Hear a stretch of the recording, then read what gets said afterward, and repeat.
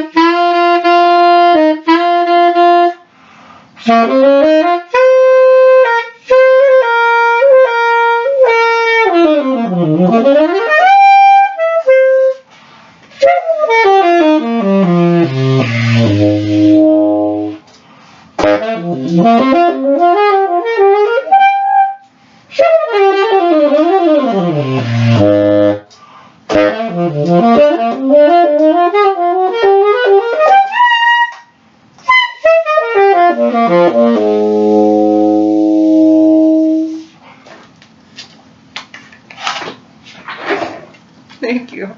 That was amazing.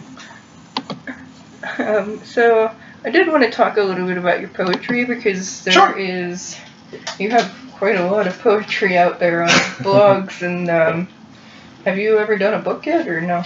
I've tried putting together a book. I just haven't found the right kind of publishing company that would be interested in my sort of work, to be honest.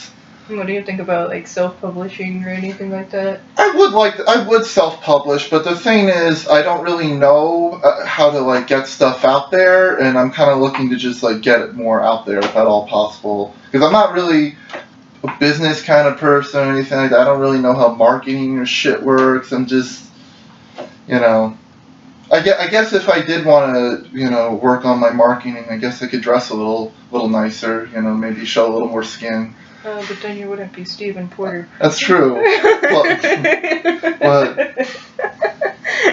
But I do want to talk about some of your poems that I read. So in the poem Call and Response of the Living and the Dead, you seem to refer to the dead being stuck in this sort of plane and they're unable to move on.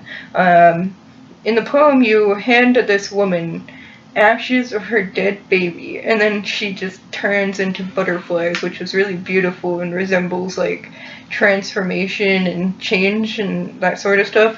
It's also said that whenever there's like a lot of butterflies around, the dead are kind of coming to say hello to you in a way. The end of the poem has the rest of the dead trying to stop her from moving on as they turn to feces. I was kind of wondering, like, what part of your life really evoked that poem's darkness and yet the beauty and hope for that woman and her child? When my mom was really sick a few years back, I kept thinking about, specifically with my mom's sickness, she couldn't remember. She couldn't remember my name. She couldn't remember a lot of people she loved because the disease that was affecting her was slowly deteriorating her mind. So it took me a long time to really come to terms with the fact that my mom doesn't even realize who I am anymore.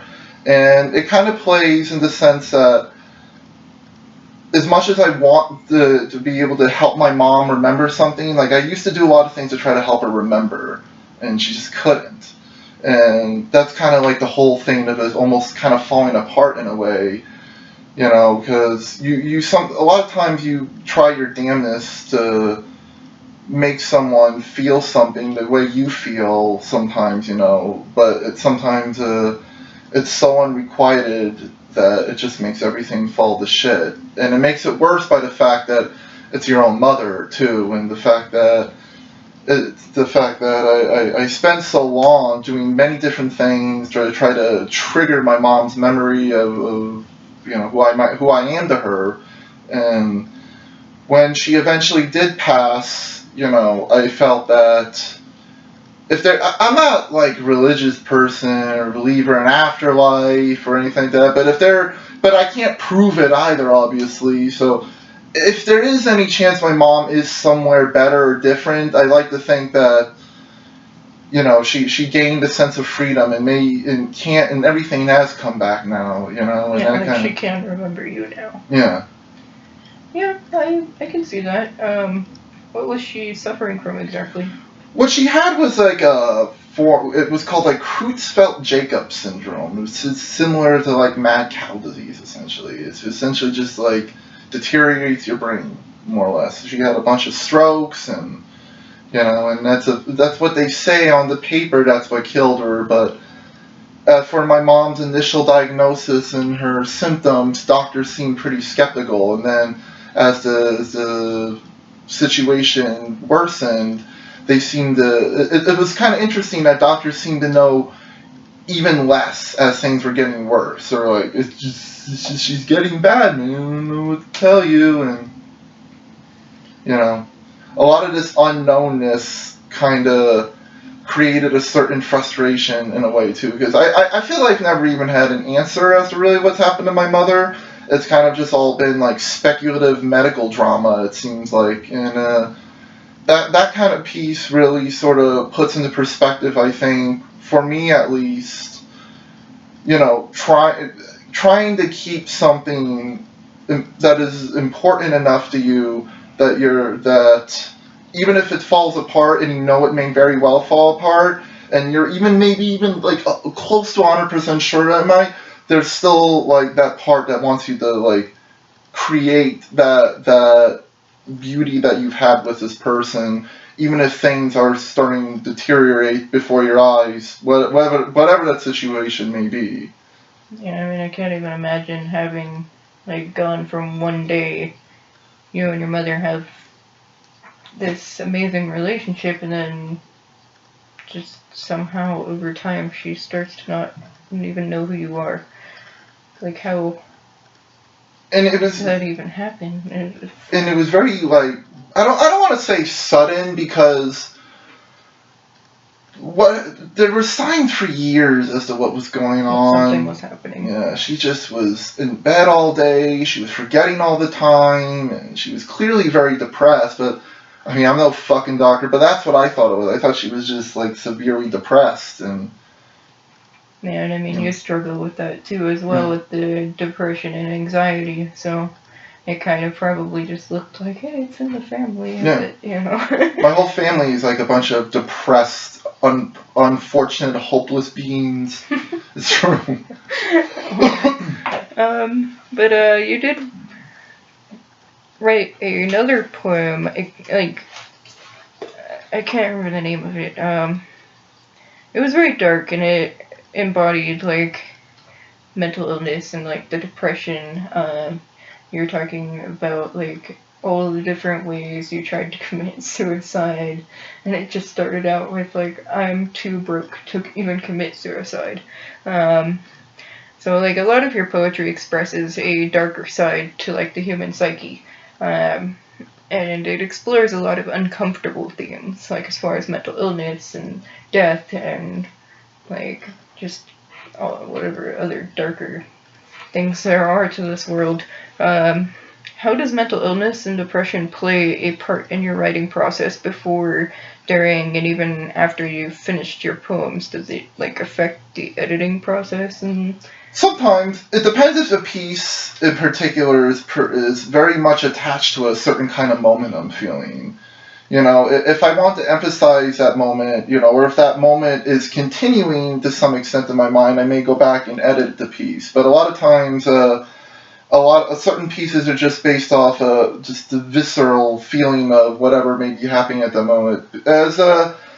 I have a lot of intrusive thoughts and a lot of racing thoughts, and all those thoughts sort of play like a consistent roll of film in my head with no one watching the projector. And so I think when you're just overwhelmed by, especially really thoughts of wanting to hurt yourself or hurt others, sometimes, I mean, in those cases, I feel the only exercise is to either punch something, hurt something, or just say something in some way that just is angry and hateful as it may come off even to you, that's what it needs to be said and the way it needs to be said, because that's the most honest part of, who you are. I feel like a lot of problems sometimes with depression, sometimes not with the people who are depressed themselves, but the society around depressed people, is the fact that we have all these images as and thoughts of like how a depressed person acts and how they are, and everyone thinks like, oh well, this image of just this sad mopey fuck is just how a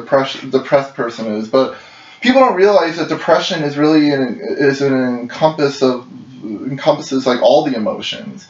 It's just a different color. It's like people always think that depressed people feel no joy or no happiness, when really the most depressed people a lot of times in a way are the ones who are trying to make light of the situation in the room, because they see how fucked up everything around them is going. So in order to like not for that particular person, especially for me, to not feel that sort of tension of just everyday human social contact, I try to break it by just saying even something that displaces everything, because part of my depression is the fact even sometimes that people are so hidden. People are very dishonest with themselves because they're expected to be a certain way. And for me, writing and being able to say things the way I want to say them, exactly how I want to say them, even if it pisses off some people, is actually very helpful. Because then you kind of realize when it all comes out what you're actually angry at, how you're angry at something, or even maybe if it could be resolved. And so, like, with the intrusive thoughts, then, would you kind of say that, like, I don't know, sometimes that you're writing a poem and sometimes those intrusive thoughts, like, are your lines?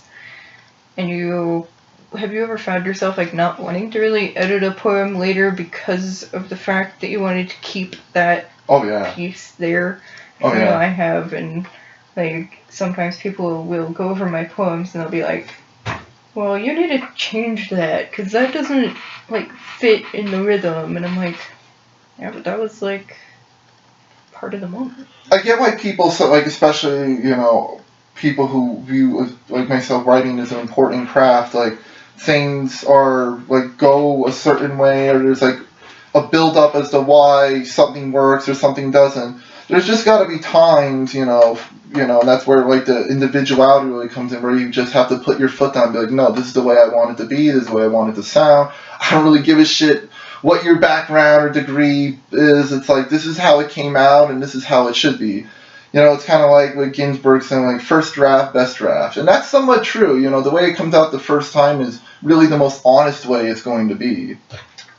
Yeah, that's kind of how I found myself feeling. But then there's like all these people that they're editors and especially like in the poetry community itself. Like if you go out there and you're trying to get your poems like out there and get paid for the stuff, like they want everything just like on it. The problem is people also want to see things the way they want to see it too. The problem is when they're reading it, they're not thinking it from another person's perspective, thinking just from their own, and that's the kind of thing. Not that they shouldn't be like reading something like feeling it, but they shouldn't be intuitively thinking just, oh well, this needs to be fixed too. Like if they read it and they let something happen naturally, if they feel it, then I think it could give more of a sense too, as a bit more empathy as to the artists themselves, rather than just their own perception of how a piece should turn out.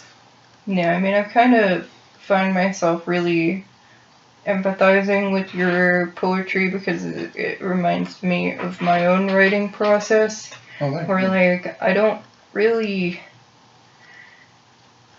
Like, a lot of it is my mental illnesses. And, like, those are moments where, like, I am just expressing my pain out in a way that, later, I don't really care how you see it. It was something more for me. And, like some of my poetry I don't even share because it was more for me. Oh, exactly. And, like, with the mental illness, like, it definitely does change poetry. And I feel like there's a different community of people that have mental illness versus like writers that don't, I guess. I think a lot of writers who have suffered from some sort of mental illness, I I think not even just mental illness. I think it's just about having a life that has, I mean, not even meaning, but I think more sorrow, because I think sorrow and all the things have more meaning. It's like what Marcel Proust was saying at the end of his life. Like, he learned nothing, he said, from all the good happy times yet. He said, I learned nothing. He said, I only learned anything from life when shitty things happened to me, pretty much. And that's, people may consider this to be like romanticism ideology, but I think the best art does pretty much come from those who suffer. I don't think it's possible a lot of time for someone in a good state to really let something out the way it should be properly let out, because they're just filled with all these good, jujus, what have you, all up in the air and making you feel good. But someone who's suffering, I think, they're in a more forced concentration state too. They isolate themselves generally, and they put themselves in a state where they're thinking about everything. It's not just a matter of. I think a lot of times when people are happy, it's a matter of their own happiness. Because happiness is so hard to find, however you fucking define it. When you do get it for a small period of time, it's your happiness, as opposed to, like, when you're suffering, it's not only your suffering, it's the suffering of everything around you that's influencing your writing, rather than just, this happy thing happened. And that's just what I've noticed from stuff I've personally read too, that artists who seem to express more joy have more of a certain self-centeredness, as opposed to authors who are very honest in their depression or suffering, or whatever you want to call it, or their more not light moments, or what have you. Yeah, I kind of feel like there can be like a self-centeredness to either side, really. But I mean, I guess there's like, I haven't read too much really happy poetry, if I'm being quite honest. But there, on another darker note, there was your poem "Pick Up at Clinton Street" that I read, which is basically like this vivid just description of a victim's body being bagged on the street, and everyone around is just drinking coffee, or they don't seem to really give a crap what is happening right there in front of them. And I'm kind of wondering, like, I guess, what would you say that poem is referring to in the aspect of, like, society as a whole? Do you really think we've become that numb to, like, traumas and things going on like that? I would say maybe not numb, but like, we look at it more in an exploitative sense, especially with the whole social media world the way it is. I think anything that's extreme, that even may be considered traumatizing or hurtful, I think people just look at it as ways at an extreme moment part of part of something that they want to be a part of, because we're part of a society that's like, what's the craziest thing that's happened to you? Show us now, kind of thing, And I think a lot of people, they view that things anymore, not even as like just tragic or fucked up. They just view it as like, oh, well, now we can make this like a thing to make us look cooler, And I don't know if it's numbness as much as just a transference of mindset. That numbness or feeling of trauma may still be there, but I feel like it's taken like especially for Americans in particular, because we're not good at dealing with death. So like, if we see death, I think we either avoid it, or if we don't avoid it, we want to make it like a thing where it's like cool, and not like expressing it for like something bigger than that. Because like, we're all about like making something into a thing, when things shouldn't always become a thing, And as for that particular piece, that was actually written about a real thing. When I was living in LA a couple of years back, somebody got pretty fucked up a couple of blocks from us, and I saw the ambulances and everything, and I was like at the store, and there was just people near the side smoking cigarettes, and there was a coffee bean right down there, and everyone was just like taking pictures of their phones. And See, I actually had thought about maybe asking if that was like an actual thing that happened, because it just sounded so vivid. It just seemed like something that you had actually seen. But like, it's like there's no way. Yeah, we're talking about like society as a whole and how we. I'm not sure if the guy. Like sometimes I guess the art is actually just what the art is.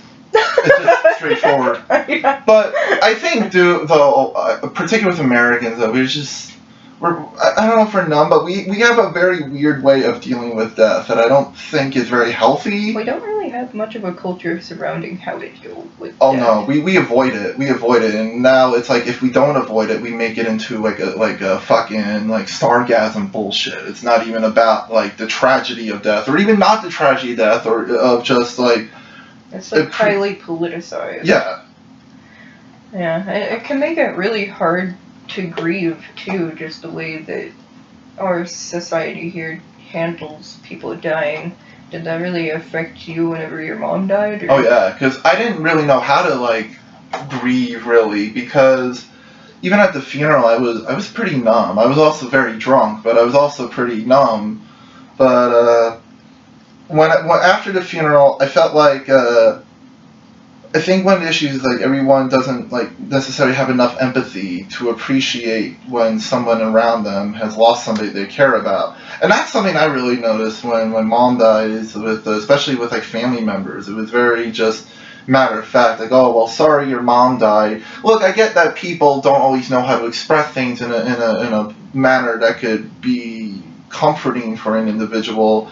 But I think it's somewhat concerning that when, someone sees this happening and everyone just kind of has a nonchalant attitude of like, yeah, death just happens. Sure, death does just happen, but living people have to go on every day. The people are still alive, and like not dealing with those people and their emotions is what's causing more damage. Because we assume, oh, well, it's death, man. It's death. It happens, we have this whole attitude about moving on, because Americans especially, we're all about like, the whole machismo, like, be strong, move on, you gotta be strong with bullshit. It's really hard too with being a man as well, with the toxic masculinity behind it, and the fact that you're just kind of expected to like, oh, my mom died, yeah. I cried I'm gonna in go private. back to work. Yeah, I cried in private a lot. I was very hesitant to tell people because I don't know how people are going to react, especially young people. People our age we do not know how to handle like bad news well. We're like, oh, well, or we either don't show correct empathy or we become passive aggressive. I feel from my experience, when you tell somebody that something, they're either like, oh, that sucks, man, or they're even very generic, where it's like, well, if you need anything, come talk to me. But what are you going to talk to that person about if they don't have any actual experience with what you've had? What are you going to talk to them about? And that's the hardest thing, too, I think, is finding someone after a serious thing has happened that, understand. Yeah, that can't understand. It's hard.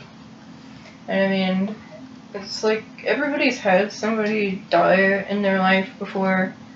And if they haven't, then they're probably going to. But, like, I feel like it can also be... It probably was also hard for you because that's your mom. Like, not a lot of people our age know what that's like to lose your mother. And especially in, like, that manner that she went. Like, just completely forgetting you and, like, deteriorating the way that she did. Very strangely enough, I actually have two friends back from college who lost their moms at very young ages, and what's very interesting is what I noticed about my friends, what I noticed in myself too is, I'm not sure if this is like because of the common horrible thing that happened to us or how we've dealt with it, but after my mom died, like I just became very quiet and just wanted to be alone. And I'm not that sure if that's just an effect on anyone, like when you lose someone important, but like I just noticed, like particularly from my friends and myself, that common line of just we just wanted to be isolated and we were very quiet and we didn't know unless I had to like properly express it because like you said, no one understands. No one our age gets that, you know. And not to mention, it's a highly personal thing. Like, yeah, sure, somebody else may have lost their mom, but like, you have your own whole relationship with your mother that they didn't have. Like, that they can't understand exactly that you're grieving and thinking of that one time you guys were in the kitchen cooking this meal, and or like certain memories that you have that they could never really understand fully because they didn't live it. And I can definitely see why people would want to be alone to deal with that. Maybe come out and talk about it later on after they've dealt with that themselves. Because grieving looks different for everyone, and the problem is everyone wants, just like with poetry, everyone wants to see someone come out in the way they want to see it. And the thing is, you just gotta let the person who's grieving just deal with it in their own way, man. Like, however they deal with this shit is how they deal with it, you know? Whether it's, being sullen or setting something on fire, everyone has their... It's true, like, I became very destructive for a small period of time. I just broke shit randomly, too, because... you don't. Sometimes you're angry, and sure, you may think it's about that, but you're not even sure if it's about. You're just angry because so many feelings happen within the months, days, years after an incident like that, and you're not entirely sure how to make sense of all of it. So you tend to isolate yourself because you don't want other people to have to deal with trying to make sense of what may be irrational to them for what is rational to you in terms of just dealing with the fucked upness of the situation. Yeah, I mean, I know, like, when somebody that I had spent just like every day with for like a couple of years, like somebody I had gotten close with, they died, and it was kind of weird because like it was hard to deal with the grief because there's so many people that I know that didn't even like this person. And I guess that sort of kind of made it harder, in a way. And it is, like, super personal. It's like your relationship to that person was different, and, this is somebody that, you've tried to help through life, and you've, 2 weeks before this person died, like, I was like, I should message that person. I haven't talked to them in a long time, and then come to find out, like, 2 weeks after that, this guy's dead. But, like, I kind of feel like life has, like, a weird way of, like, reaching out to you, too, like that, like, intrusively in your head. Did something like that maybe happen to you, too, with your mom when she got sick? Or, like, did you kind of have a feeling that, like, she was gonna pass away, or... When I first thought my mom would die, it was probably, I'd say... I don't want to say there was a specific moment, but one thing that was very off-putting to me in particular, I didn't necessarily think she was dying at that point, but it was very hard. My friend had come over to return something I left at his home, and we were hanging out for a little bit out front and drinking, smoking pot, and we were right outside my apartment, and my mom happens to come outside, and she's met this friend before, and he said hi to her, and she's just like confused and walking around, and my friend at this point knows there's something not going, my mom's not doing well. I've told him before, and that's why he's empathetic towards the situation, and later that day when I was hanging out, we were in his car and talking, he says, if I may ask me, what's going on with your mom, man? And I just thought to myself, I think I don't think she's doing very well, man. And not even necessarily like I thought she would die, but I just knew it wasn't good at that point. Just, I mean, I felt it for a while, but I feel like I think actually that was the first time I said that out loud to another human being, that I don't think she's doing very well. Because, like, my grandma was just in denial about it the entire time. Well, she, like, thought that she was just gonna get better and everything was gonna be fine.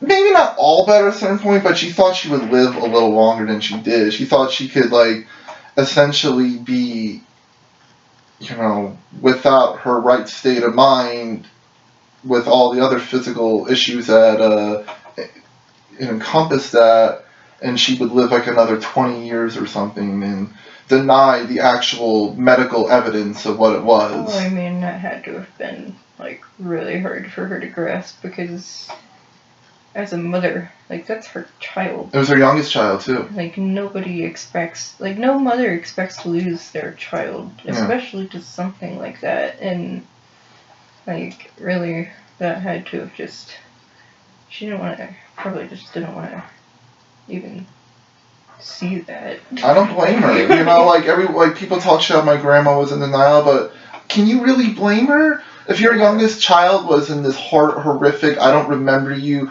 brain deterioration state, would you not even a little bit try to be here and there in denial just for your own fucking coping mechanism and mental safety even? How is she handling that now? After my mom died, my grandma just became very numb, understandably. She just kind of doesn't care, just whatever. I mean, my grandma's over 90 years old now, and, you know, and it's pretty up there. Yeah, I can't imagine in a way how it feels to be at the end of your life. You know, I mean, my grandma will never, ever, my grandma's always had an issue with denial, so she'll never actually acknowledge that she's at the end of her life. My grandma was 107, she would still think she's got 50 years left on the planet. You know, and I think my grandma, I think growing up had a overall positive view on life, but I think after my mom's death, I think her view on life became somewhat more like my overall view has been, which is pretty nihilistic, to be frank. Well, that's quite a change for somebody who's spent like 90 years, like, everything's rainbows and butterflies and everything will be okay if you just think it'll be okay. Yeah, pretty much. And now you can't deny this. This is, you know, your youngest daughter is gone, you know, and I actually... it's kind of sad. Yeah. It's really sad. Because there's not a lot of people that can go through their entire life with that view on life, and a lot of us end up jaded. I'm like 26, pretty fucking jaded. Yeah, I'm 27 years old, and I'm just pissed off at everything, you know. And I mean, I hope that's just a youthful thing, and it kind of dissipates a little bit over years. Hopefully, that I'm just not so fucking angry at everything. Because even right now, like I just feel angry at everything. I can't even always justify my anger. It's just a feeling, and you know, there may be some justification there because there's a reason why that feeling exists, but you don't always know why. You know, and that's very frustrating because I'm just angry, and it's just you don't always know why. It's just fucking hateful, blood-curdling anger, and you're kind of stuck in it, and you don't always want other people around you, not even because of the fact that your own fault is, I hate people, I don't want anyone around. It's just, I don't want anyone around because I don't need anybody to absorb the shockwaves of all this hatred. You know, I mean, it's scientifically proven, apparently, that depression spreads to others, you know, like the people around you will become more depressed, and that in and of itself is a very depressing piece of news to hear. Like, well, you're sad, but your sadness makes everyone else sad.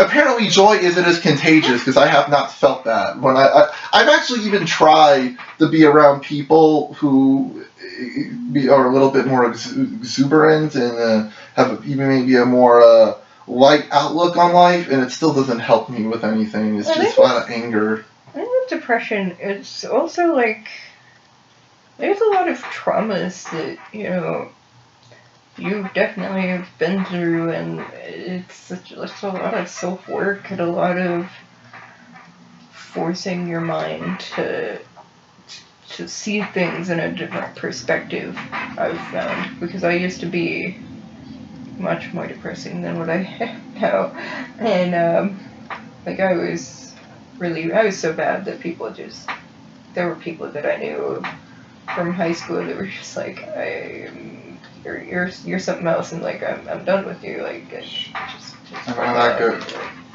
I'm not that good. But like, yeah. You know, it took a lot of work on my part to really see where I was wrong and where you know, to look at the world and see that, you know, there are some good things, and maybe I should focus more on those, not completely not put any perspective on the things that are wrong, but, you know, there are things that are good also, and if you focus on those good things, then it kind of helps you be able to deal with the bad things in a way, and be able to fix maybe some of the things that are more in your realm of control of fixing. And like one of the things I found was people. Certain people in my life were a negative influence, and I was better off cutting those relationships off. And that was really hard for me to do, but it, you know, it was a necessary evil, I guess.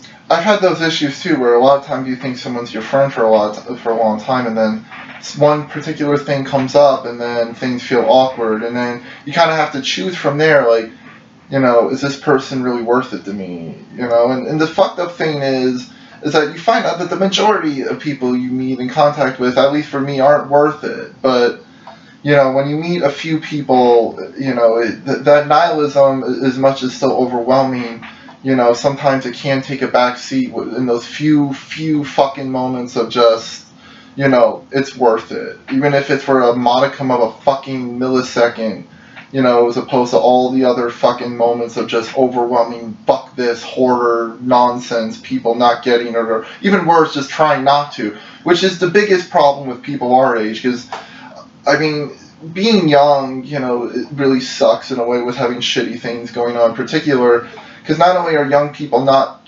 mentally equipped to handle both the sad things and the dealing of that shit, but the people around you in terms of having a friend that just like that does understand. Yeah, that doesn't make you feel like you're just an on fringe piece of shit that's just like different in such a negative way. I mean, especially when when you're dealing with stuff that other younger people haven't had to really deal with, or you know, there's certain traumas that have happened that you can't really seem to find anybody that can sympathize with you. And it can be pretty important to find somebody that can help you through that. I guess that's why there's so many support groups for just everything out there. And have you ever thought to maybe go to one of those, or? Well, when I had my heroin issues, I definitely, at a certain point, because of prodding from a friend, I went to some meetings. And, you know, the thing is, what's good about a lot of those meetings, you know, they can breed, in a lot of ways, a lot of cultist sort of, you know, ideology.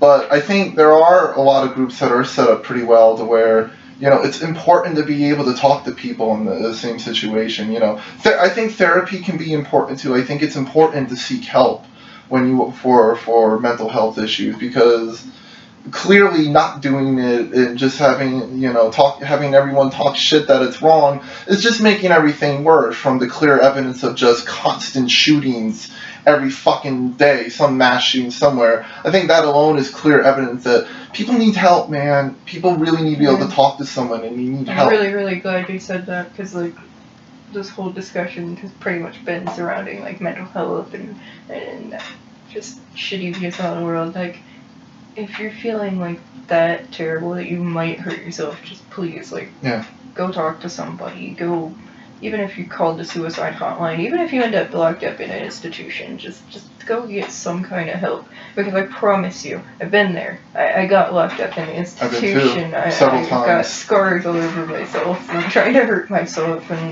and you know, it was definitely worth it in the long run to end up in that mental institution rather than dead. I think the problem is, especially like I keep saying with our country, I can't really talk shit on other countries because I live in this one, but, you know, my issue is that we have this whole machismo culture of just, you know, you need to suck it up, and just, that's not the way anything works, and people are slowly starting to figure that out, that You can't just suck some shit up, you know. This isn't like a scab knee, like you fell off your bike or something. Like there is shit that needs to be talked about and dealt with, you know. People need to figure out. People just need a place to figure out their fucking emotions sometimes because they don't make sense a lot.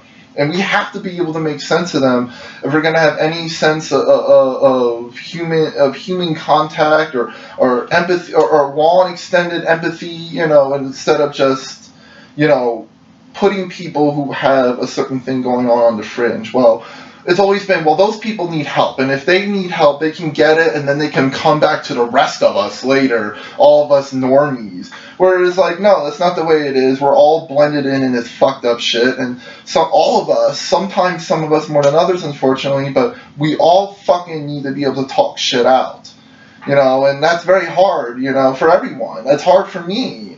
You know, I don't always want to sit down and just talk about all my fucked up problems and all the shitty things I feel. But the funny thing is, when they come out and someone else hears them, you know, if they don't make sense to you, then you can start to figure out what about this emotion, even within the nonsensical of whatever is coming out, actually does make sense of your emotions, because your emotions do make sense.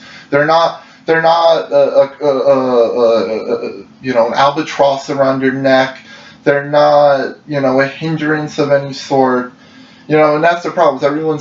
People see their emotions as like a hindrance. Oh well. Yeah, I think it would really help if people were just allowed to feel things. Yeah, people are not allowed to feel. That's a problem that people just can't fucking feel. Yeah. But on feeling and self-hating and stuff like that, you wrote a poem that was literally called Nocturnal Confessions of a Self-Hating Jew. You go vulgarly into depth about hiding your Jewish heritage, and you kind of referred to it as a genetic accident. Do you still feel that way about your Jewish heritage? It's not even about being Jewish. It's about this whole emphasis on culture and Jewish, black, gay. Not that, you know, I'm saying like it's wrong to be any particular thing, but I think in the haze of all this culture, you know, we forget how human we are sometimes, and like sometimes culture, I think, is very separatist. Yeah, it divides us in a way. Yeah.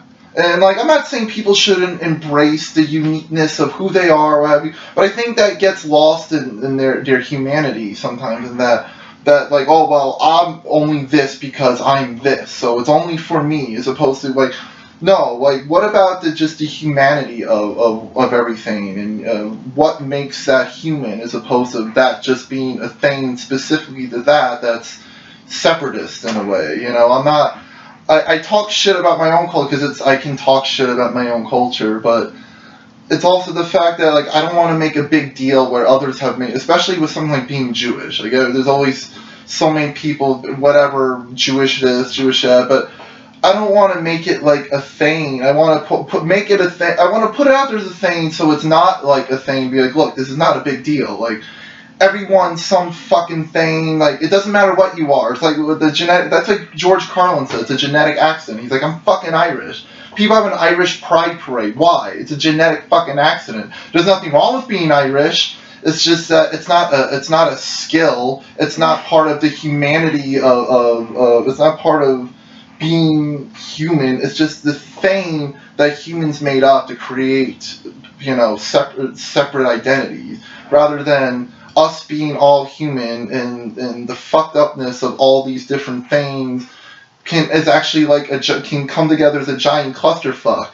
You know, and I just see sometimes culture as being a very negative thing in a way, just because it just separates us more than it binds us a lot of times. Sure, it has its positive settings, it binds us sometimes, but I think that's more for stuff like art. I think that's more about for like music, poetry, whatever, you know, not for being, you know, not there's anything wrong with being whatever you may identify as. You identify as, you know, there's nothing wrong with it. It's just a matter of, I think there's sometimes more to you than that. There's more to you. I was like, there's nothing wrong. Like, it's kind of like, to me, sometimes it can be, it's limiting to yourself and your personality to just be that one thing. And then you only just focus on that. Yeah, and then you all end up only hanging out with people like that too, and with those similar mindsets.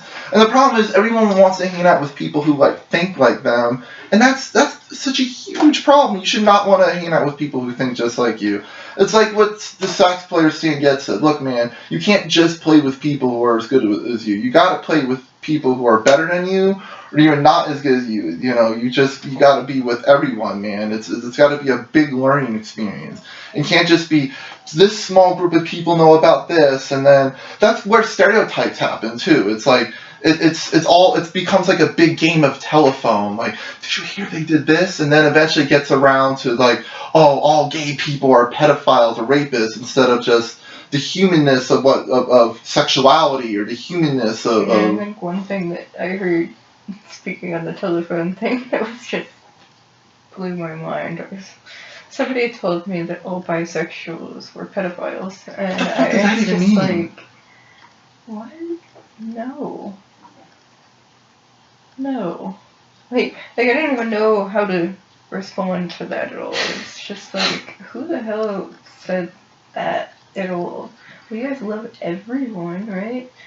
Not children. Yeah, not kids. A pedophile is a whole different set of whatever than wanting to fuck people your own age. And it's funny how people have conflated the two just to meet their own hatred means. Well, I think that was something that stemmed from back in the day, whenever it was like really, really frowned against, the whole gay pride thing, and I think that was like something that went around back then, trying to like condemn being gay and just make it that much worse to be gay.